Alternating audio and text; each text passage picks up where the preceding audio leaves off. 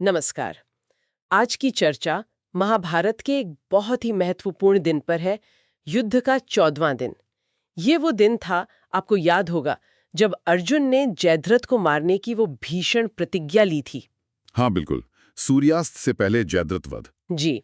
और हमारे एक श्रोता ने हमें द्रोण पर्व के 7वें अध्याय के कुछ अंश भेजे हैं, जहां सात्विकी के पराक्रम का वर्णन है।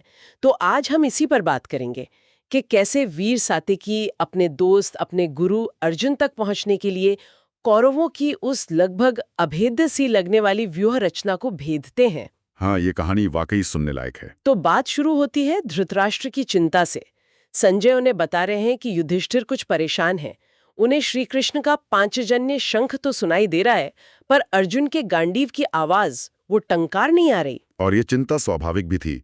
अर्जुन व्यूह के बहुत अंदर जा चुके थे, अकेले। युधिष्ठिर का चिंतित होना मतलब लाजमी था। ये युद्ध का वो नाजुक मोड़ था जहां व्यक्तिगत रिश्ते और युद्ध की जरूरतें आमने सामने थी। बिल्कुल। और इसी चिंता में युधिष्ठिर सात्यकी से एक बहुत बड़ा अनुरोध करते हैं। कहते हैं कि तुम मेरी सुरक्षा की चिंता छोड़ो और सेना में घुसकर अर्जुन का पता लगाओ, उनकी मदद करो। ये बहुत बड़ा निर्णय था युधिष्ठिर का, और सात्विकी के लिए भी परीक्षा की घड़ी थी। हाँ, सात्यकी तो अर्जुन को गुरु मानते थे, मित्र भी थे। वो फौरन तैयार हो गए। यहाँ तक कहा कि जरूरत पड़ी तो अपने प्राण भी दे दूंगा अर्जुन के लिए। हालांकि उनको भी चिंता थी कि युधिष्ठिर यहाँ अकेले, मतलब उनकी सुरक्षा कौन करेगा। हाँ, वो दुविधा तो थी, अपनी निष्ठा किसके प्रति, राजा या मित्र गुरु। पर युधिष्ठिर ने उन्हें भरोसा दिलाया। कहा कि चिंता मत करो, भीम है, धृष्टद्युम्न है और भी योद्धा है मेरी रक्षा के लिए, तुम जाओ। और फिर सात्यकी पूरी तैयारी के साथ निकलते हैं। जी बिल्कुल। अच्छा रथ, बेहतरीन घोड़े, दिव्य अस्त्र शस्त्र लिए, ब्राह्मणों को दान दिया, पूजा की और फिर बढ़ चले कौरव सेना की तरफ, एक वीर योद्धा की तरह पूरे विधान के साथ। तो सबसे पहले उनका सामना होता है गुरु द्रोणाचार्य से। अच्छा, द्रोण से। हाँ, और द्रोण तो मतलब एक तरह से ताना ही मारते हैं। कहते हैं कि तुम्हारा गुरु अर्जुन, वो तो मुझसे बचकर निकल गया, पर तुम नहीं बच पाओगे। ये द्रोण का स्वभाव भी था थोड़ा, पर सात्यकी का जवाब सुनने लायक है। क्या जवाब दिया उन्होंने? वो कहते हैं कि गुरु के पीछे चलना ही शिष्य का धर्म है।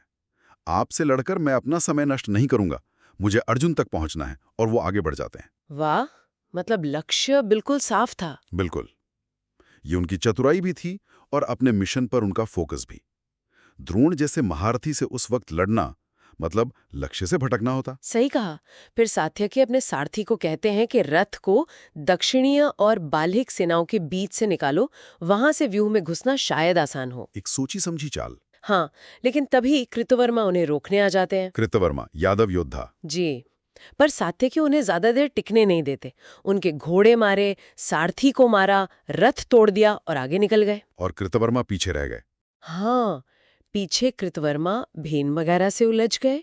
सात्यकी ने लड़ाई की आवाज सुनी तो कुछ पल के लिए लौटे भी, कृतवर्मा को फिर हराया और फिर तेजी से आगे बढ़ गए। कमाल की रफ्तार और फोकस। इसके बाद तो सात्यकी ने जैसे कहर बरपा दिया। पहले मगध के राजा थे जलसंध। जलसंध, हाँ। उनसे भयानक युद्ध हुआ। सात्यकी ने उनकी दोनों भुजाएं काट दी, फिर सिर भी धड़ से अलग कर दिया। बाप रे। फिर दुर्योधन सामने आया, लेकिन वो भी ज्यादा देर टिक नहीं सका। सात्यकी ने उसे भी हरा दिया और दुर्योधन को युद्ध भूमि से भागना पड़ा। दुर्योधन भाग गया सात्यकी का सामने से। जी हाँ, और कृतवर्मा ने एक बार फिर कोशिश की रोकने की, पर इस बार भी हारे और शायद मूर्छित भी हो गए। ये तो सात्यकी का दिन था भाई। उस दिन उनका पराक्रम चरम पर था। बड़े बड़े योद्धा टिक नहीं पा रहे थे। और तभी पीछे से द्रोण फिर आ गए, सात्यकी का पीछा करते हुए। अच्छा, द्रोण ने पीछा नहीं छोड़ा। नहीं, पर इस बार सात्यकी ने क्या किया, वो सीधे द्रोण से नहीं भिड़े। उन्होंने द्रोण के सारथी पर निशाना साधा और उसे मार गिराया। ओह। तो फिर क्या? घोड़े बेकाबू हो गए और रथ को युद्ध क्षेत्र से दूर खींच ले गए। तो द्रोण भी कुछ देर के लिए मैदान से बाहर हो गए। वाह, क्या रणनीति थी। सीधा टकराव टाला और रास्ता साफ कर लिया। बिल्कुल। सात्यकी आगे बढ़े, फिर राजा सुदर्शन को मारा। इसके बाद दुर्योधन ने एक बहुत बड़ी सेना भेजी उन्हें रोकने के लिए। हजारों रथ, हाथी, पैदल सैनिक। पूरी फौज लगा दी सात्यकी के पीछे। हाँ, पर सोचिए, अकेले सात्यकी ने उस पूरी विशाल सेना का सामना किया और उसे तहस नहस कर दिया। अविश्वसनीय। ये उनके युद्ध कौशल और इच्छा शक्ति का मतलब चरम था। अकेले ही पूरी सेना से भिड़ जाना। इसके बाद उनका सामना हुआ दुशासन की भेजी एक टुकड़ी से। ये पहाड़ी योद्धा थे जो पत्थर फेंकने में माहिर थे। अच्छा, वो प्रस्तर योद्धा। जी। पर सात्यकी ने अपने दिव्य बाणों से उनके फेंके पत्थरों को हवा में ही काट दिया और उन योद्धाओं का भी संहार कर दिया। फिर दुशासन खुद आया लड़ने। दुशासन भी आया। हाँ, पर वो भी सात्यकी से हार गया। हालांकि सात्यकी ने उसे मारा नहीं। क्यों? भीम की प्रतिज्ञा के कारण। बिल्कुल। भीम ने प्रतिज्ञा ली थी दुशासन के वध की, तो सात्यकी ने उसका सम्मान करते हुए दुशासन को जीवित छोड़ दिया। ये भी धर्म का पालन।